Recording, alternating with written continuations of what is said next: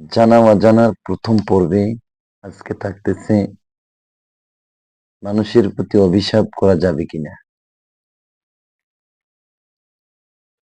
মানুষকে অভিশাপ করলে কি হবে, ক্ষতিটা কি, সেটা আমরা আজকে জানবো। সর্বপ্রথম যাচ্ছি আমাদের নবী সাইয়েদুনা মুহাম্মাদুর রাসূলুল্লাহ সাল্লাল্লাহু আলাইহি ওয়াসাল্লাম, তিনার সাহাবী হযরত আবু দারদা রাদিয়াল্লাহু তাআলা আনহু, তিনি বলতেছেন, আল্লাহর নবী সাল্লাল্লাহু আলাইহি ওয়াসাল্লাম বলেছেন,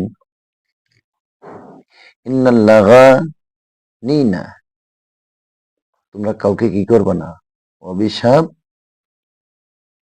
করবা না, অভিশাপ দিবা না। লা ইয়াকুনু, এখানে বলতেছেন লা ইয়াকুনা ইয়াউমাল কিয়ামা, কারণ তোমরা যদি অভিশাপ করো তাহলে কাল কিয়ামতের দিন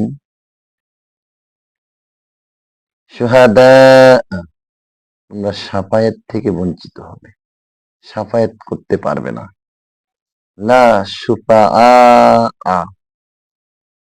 তার মানে কি, তোমরা সুপারিশও করতে পারবে না, সুপারিশ থেকে বঞ্চিত হবে। আমরা যদি চাই আমাদের আমাদের দ্বারা কেউ উপকৃত হবে কিয়ামতের দিন, সুতরাং তাহলে আমরা অন্যের প্রতি আমরা কখনোই অভিশাপ দেব না। আল্লাহ রসুলের নুরানি জবান থেকে তিনি যে কথাটি বলেছেন, অবশ্যই সেটা মূল্য দিতে হবে।